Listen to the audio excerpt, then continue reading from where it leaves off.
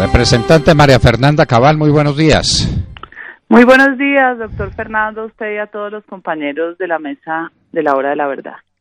Bueno, que no lo vamos a convertir en el principal tema de esta conversación con usted. Nos parece que tiene motivos suficientes para saber cómo va la cuestión de la aftosa en el país. Ya hay descubiertos 5 brotes de aftosa. Y nos parece que la aftosa tiene que estar en muchos otros lugares de Colombia, solo que los campesinos son los primeros interesados en que no se sepa, porque le matan las reses, porque lo condenan a no utilizar su solar, su tierra, durante un año. Entonces cada uno a ver cómo esconde los animales enfermos de aftosa. ¿Usted qué sabe? Bueno, el conocimiento que tengo básicamente es que todo ha sido consecuencia de una pésima política pública, también del gobierno de Juan Manuel Santos y también de sus ministros, que van a salir como los ministros parias de la historia. Parias, lo que ha hecho tanto los ministros que ustedes ahora nombraban, una que deja construir 1 kilómetro de carretera en su propiedad privada y no dice ni mu, pues qué intenciones tenía.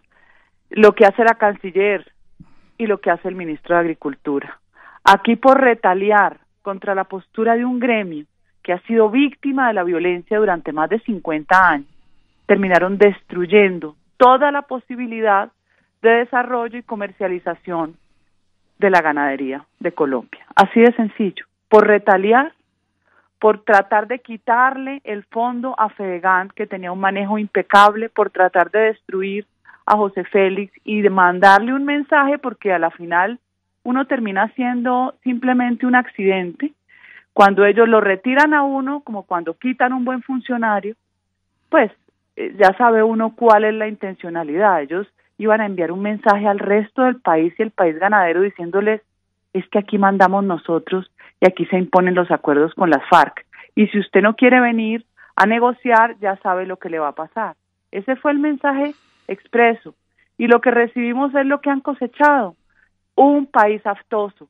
Juan Manuel Santos va a dejar un país sin constitución, con instituciones políticas destruidas, con las FARC empoderadas y con el país empobrecido.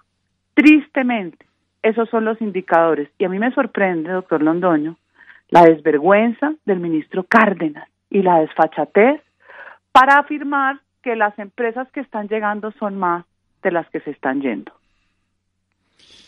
Claro, las que se están yendo son muchas y los brotes de aftosa son muchos y el empobrecimiento del campo es inmenso.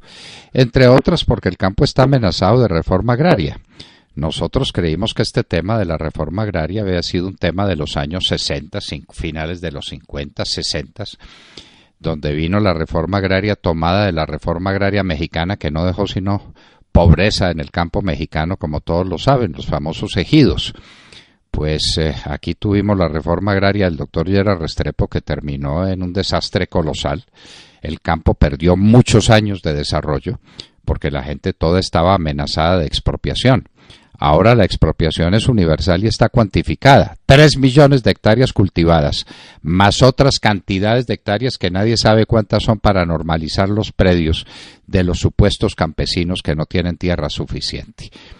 Doctora María Fernanda Cabal, ¿cómo es esto de la ley de tierras y de la implementación de la reforma agraria, que consiste en quitarle la propiedad a quien la tiene y a quien está produciendo para dársela a quien no sabe producir, como ocurrió en Cuba, como ocurrió en Venezuela, como ocurrió en cualquier parte donde se ha aplicado una reforma agraria de este estilo? ¿Qué sabe usted que nos puede decir?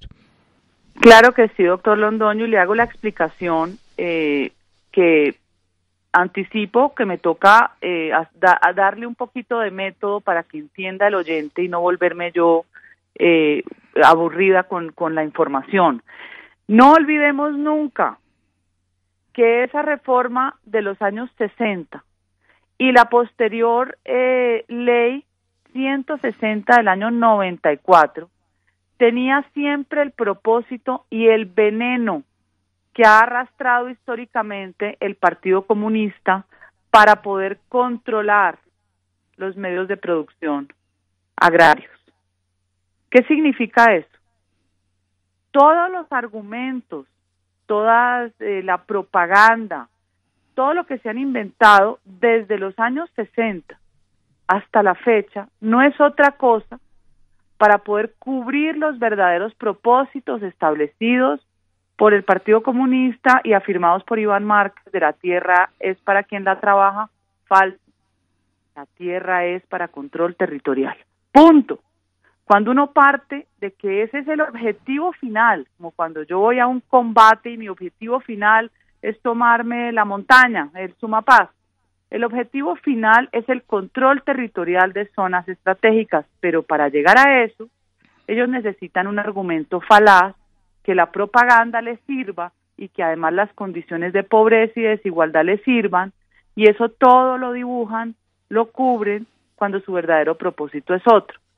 Si vimos lo que hizo desde los años 60 con la reforma agraria, y posteriormente también se intensifica, como lo he dicho yo, del 87 al 94, el Estado colombiano no ha hecho más que comprar tierra y entregar tierra. Es una receta que no funciona, pero a los socialistas, comunistas, que es la misma vaina, solo les importa tener el objetivo acumulado para poder llegar a él. ¿Cómo coronaron hoy? Para que la gente entienda, se inventan una ley de víctimas y restitución de tierras, dizque para devolverle al que le quitaron. No existe una finca de ningún guerrillero, ningún narco, ningún para que le hayan quitado para devolvérsela al que se la despojaron. Le están quitando, preferiblemente, como lo he dicho muchas veces en su programa, al pequeño propietario rural que le compró al invasor promovido por el Partido Comunista a través de Frentes Populares, ya fuera las FARC, LPL o el ELN, y le robó su tierra al propietario original, que se quedó sin derechos y que le compraron a 3 pesos, sí le compraron, porque algunos se fueron por desplazamiento y les extinguió el dominio el Estado colombiano, que es bien curiosa su forma de actuar. ¿Qué sucede hoy? Para que los oyentes entiendan. Ellos acumularon una gran cantidad de información a través de la ley de restitución de tierras cuando microfocalizaban sectores de Colombia. Ya el argumento de las víctimas se les agotó. Han causado toda clase de estragos con esa ley, dejando a la gente más miserable en la calle, en la ruina, por el simple hecho de tener un pedacito de tierra y por creerle a alguien que dice que es una presunta víctima sin pruebas. Agotaron, destruyeron la propiedad rural, pero acumularon la información necesaria en las microfocalizaciones para ahora sí, apriétense los pantalones, va a llegar la ley estalinista donde se va a planificar el desarrollo de cualquier metro de tierra agrícola en Colombia. Ese es el famoso decreto, doctor Londoño, 902 de 2017, que establece las medidas para facilitar la implementación de la reforma rural. Específicamente, ¿en qué? En el acceso y formalización y la creación del Fondo de Tierras. Entonces uno lee y uno dice, ¡qué maravilla! ¡Qué democracia! Llegó la paz. Es un decreto de 50 hojas, de las cuales solo 14 son consideraciones. Y usted conoce muy bien toda esta diatriba, como las 300 y pico de páginas que nos metieron en la Constitución. Este decreto tiene 6 títulos. Cuando uno lee los títulos, pues va a ver que hay el tema relacionado con los sujetos de acceso a la tierra y formalización, quienes calificarían, con la herramienta que van a diseñar para registrar esos sujetos, con la creación del Fondo de Tierras, con cuáles son las formas de acceso a la propiedad rural, con relación a la asignación de derechos sobre baldíos. También está el título que regula la competencia de la Agencia de Tierras para titular y sanear. ¿A través de qué? Y aquí viene el arma letal, el procedimiento único. O sea, aquí no valió ni códigos civiles, ni códigos del proceso, no. Procedimiento único. ¿En cuáles zonas? Principalmente en las focalizadas que vienen de restitución de tierra. Establecen cuáles son los criterios del para el plan de ordenamiento social. Óigalo bien, plan de ordenamiento social de la propiedad rural. Eso hacían con Stalin. La planificación venía desde el centro del Estado. Se formula el plan con participación comunitaria de las ONG y ahí es donde comienza la debacle. En el censo se censa la población y se censan los recursos estratégicos y se inicia la aplicación del procedimiento único a través de clarificar la propiedad, extinguir el dominio y expropiar judicialmente.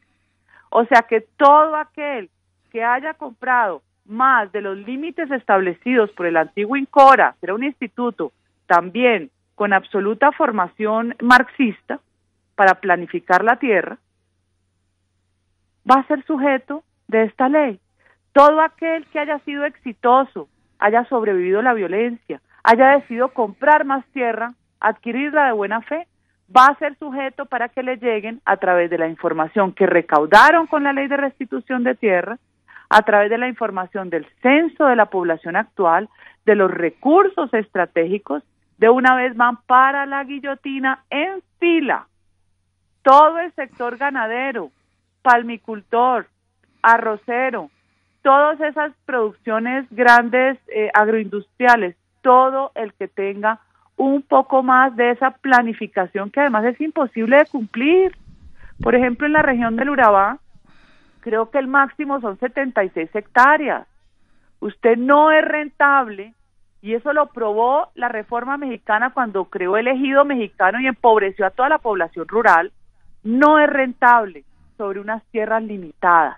Aquí lo rentable es la extensión y preferiblemente, lo que hemos dicho nosotros, las alianzas productivas entre el tenedor grande, el mediano y muchos pequeños. De resto, no hay otra fórmula. Esa fórmula se la inventaron en Perú, viera cómo les ha ido espectacular las alianzas productivas, pero esa fórmula existe aquí, con el doctor Carlos Murgas, a quien satanizan las ONG, con más de 900 familias campesinas recibiendo ingresos que jamás hubieran recibido en su vida y sin tener que vender su tierra. Entonces, doctor Londoño, preparémonos porque la planificación estalinista comienza por los planes de ordenamiento social de la propiedad rural y se están llevando a la Agencia Nacional de Tierras a todos los funcionarios que le han servido con toda la información de las microfocalizaciones para poder constituir de una vez el plan estratégico, de decir por dónde comenzamos. Y si quiere apostamos hoy. Van a comenzar por los lugares que han sido preferidos por las FARC, el ELN o el EPL, donde hay corredores históricos, ya sea por agua, por recursos minerales, por corredores de narcotráfico, ahí van a estar, para que estemos muy atentos. Y para finalizarle, este decreto es absolutamente inconstitucional porque se violó todo lo que las facultades extraordinarias le dieron, completamente. El presidente no podía excederse en sus facultades porque no puede expedir ni actos legislativos, ni leyes estatutarias, ni orgánicas, ni leyes código, pues aquí lo hizo. Pero como este es el país del Sagrado Corazón, la sociedad civil atrapada tendrá que buscar mecanismos para defenderse. Empezaremos por demandar la ley, que ya el Centro Democrático introdujo un proyecto, pero también hay que demandar la ley y también hay que generar las acciones que sean pertinentes. Bueno, senadora, yo no sé, perdón, representante, no sé si me anticipé. Hay un tema aquí que es el tema histórico que no sé cómo se puede olvidar. Usted habló del régimen de tierras estalinista, yo creo que hay que empezar más atrás. Recuerde que el primer reformador agrario fue Lenin y que le fue tan mal que tuvo que olvidar la reforma agraria y volver a llamar a los kulaks cuando encontró que el pueblo ruso en la tierra más fecunda y más amplia del mundo tenía hambre. Ese fue el resultado de la reforma leninista. Entonces dio marcha atrás, permitió formas de propiedad privada, se hizo el de la oreja mocha y dejó que las cosas siguieran y que volviera otra vez cierto grado de productividad en el campo. Después vino Stalin, es verdad. ¿Y qué produjo Stalin? Hambre. Y mató a la gente por hambre y no le importó nada. Y empezó a importar bienes agrícolas, a importar comida. La tierra más fecunda del mundo, en la tierra más fecunda del mundo se importa comida y se sigue importando comida. Rusia hoy es un importador de comida. Eso es inaudito. Es el resultado de un proceso histórico de muchísimos decenios que no produjo sino hambre, no produjo otra cosa que el hambre. Hay que asociar a la gente, hay que producir grandes unidades productivas de tierra utilizable a través de medios tecnológicos. Es que si usted no le aplica al campo tecnología, es como que no se le aplica a la industria o que no se le aplique a alguien en este mundo tecnificado.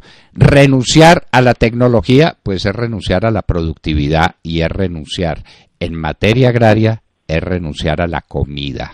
Vamos para allá. Esto lo hicieron en Venezuela, esto lo hicieron en Cuba.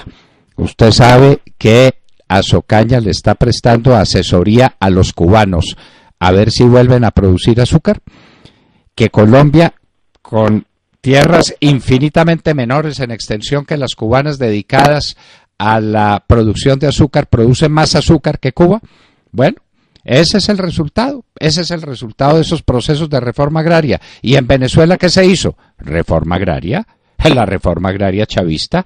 ¿Y cuál es el resultado? Que el pueblo venezolano tiene hambre. Así de fácil, así de sencillo. Y aquí nos van a aplicar la misma receta, la planificación central de la economía, en este caso de la economía agraria. Representante María Fernanda Cabal, este es tema de los temas y el país está de espaldas a esa realidad, porque tenemos tantos problemas que no sabemos por dónde empezar. Entonces estamos dedicados a ver cuáles son las características tecnológicas del papamóvil. Y a eso le dedicamos tiempo y entonces sale la fabricación del papamóvil y dónde se va a sentar su santidad y dónde se van a sentar los demás y qué capacidad y cuántos obispos van a caber en ese papamóvil y los demás se darán patadas por entrar al papamóvil, en fin, y entonces ese es el tema. Y temas como este del que depende la supervivencia del país, del que depende su paz, su tranquilidad, que es en el campo. El campo no produce en términos de Producto Interno Bruto, está relegado desde hace rato de la industria y otros factores de la producción, pero produce paz, produce tranquilidad, produce desarrollo y soberanía alimentaria, nada menos que eso. Representante María Fernanda Cabal, muchas gracias por su explicación y seguiremos pendientes de estos temas esenciales. Aquí nos jugamos la vida. Una reforma agraria anacrónica, retardataria, revanchista como esta, aplicadas por las FARC, no nos conduce sino a lo que condujo la misma reforma agraria en todos los países donde se aplicó, al hambre. Representante María Fernanda Cabal, muchas gracias por estar con nosotros en la Hora de la Verdad. Muchas gracias, doctor Londoño.